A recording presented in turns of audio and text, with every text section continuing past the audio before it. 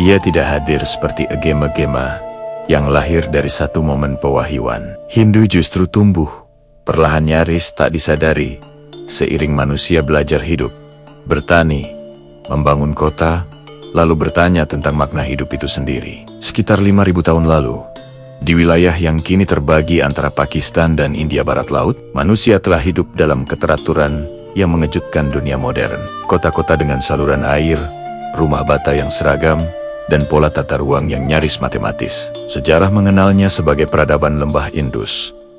Tak satu pun prasasti mereka bisa dibaca sepenuhnya hingga hari ini. Namun simbol-simbolnya berbicara. Figur manusia duduk bersila. Hewan-hewan mengelilinginya. Tidak ada istana megah untuk raja.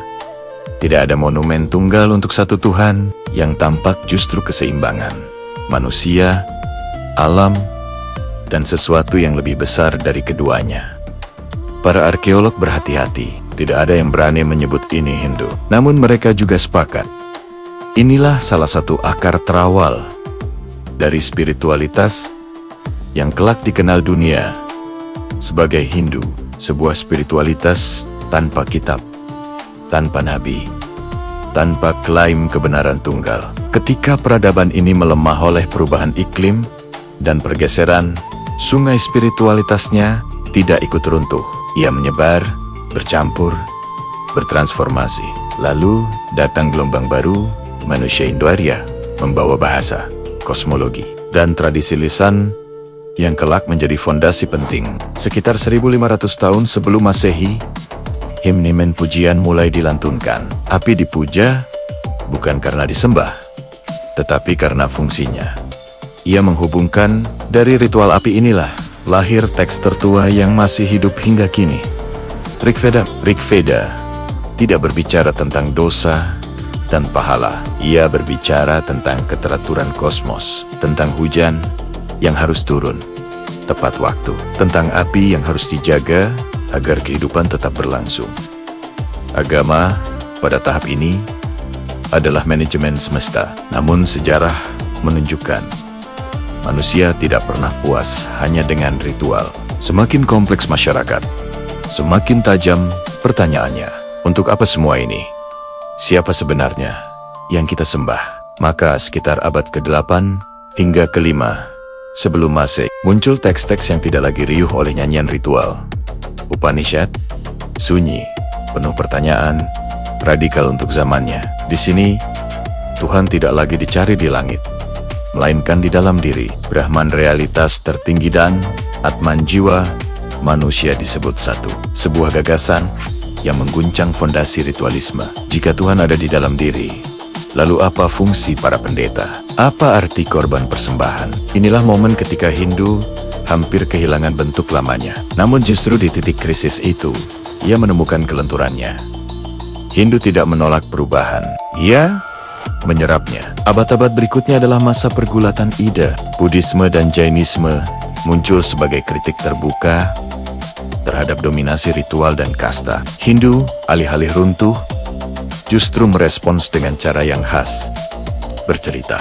Lahirlah kisah-kisah besar yang bukan sekadar hiburan, melainkan instrumen sosial dan moral. Mahabharata menjadi epos terpanjang yang pernah ditulis manusia. Kisah tentang perang saudara, kekuasaan, intrik, dan kegagalan moral. Di tengah kekacauan itu, muncul percakapan yang hingga kini dikutip lintas agama dan ideologi. Bhagavad Gita.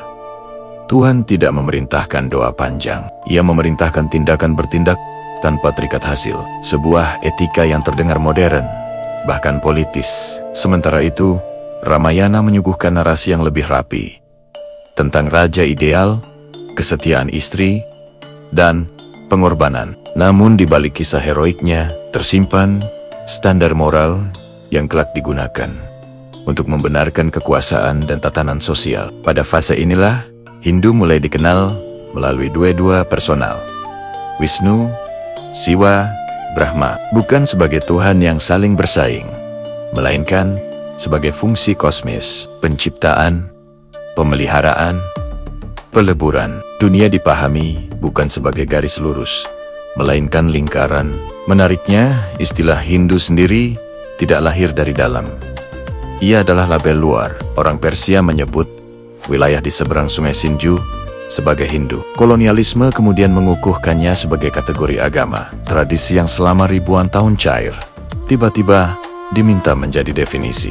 Disinilah ironi sejarah bekerja. Hindu yang paling tua justru paling akhir diberi nama. Ketika Hindu menyebar ke Asia Tenggara, ia kembali berubah. Di Nusantara, ia tidak datang sebagai dogma, melainkan sebagai kosmologi. Ia menyatu dengan animisme, leluhur, dan budaya lokal. Candi-candi dibangun bukan sebagai tempat ibadah harian, melainkan sebagai representasi semesta.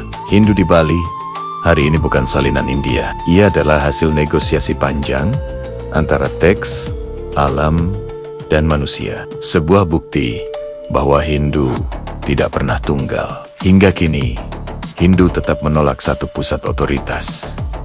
Tidak ada paus, tidak ada konsili global, tidak ada satu tafsir resmi.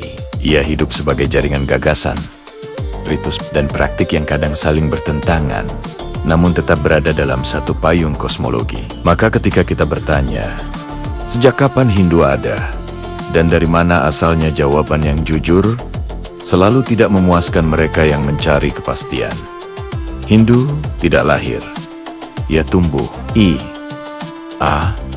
Berubah. Ia bertahan karena tidak memaksa seragam. Dalam dunia modern yang gemar definisi dan batas, Hindu justru berdiri sebagai pengingat bahwa spiritualitas manusia tidak selalu rapi.